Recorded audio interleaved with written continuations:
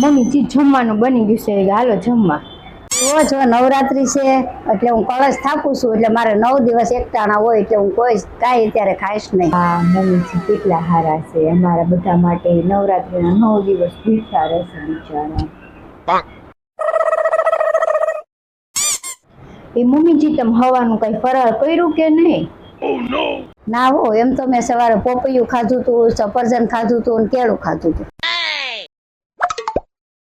મેં ફરાળી સેવડો ખાધો હતો, સાબુદાણાની ખીચડી ખાધી હતી ને એક દૂધનો ગ્લાસ પીધો હતો. પછી મેં શક્કરિયાની શીરો ખાધો હતો, બટેટાની સૂકી ભાજી ખાધી હતી અને સાંભારની ખીર ખાધી હતી. બહુ એક કામ કરીને પપ્પા મને થોડીક સંતરાનું જ્યુસ કાઢી દે ને, નકર મને શક્કર આવી જાય તો હું કરીશ.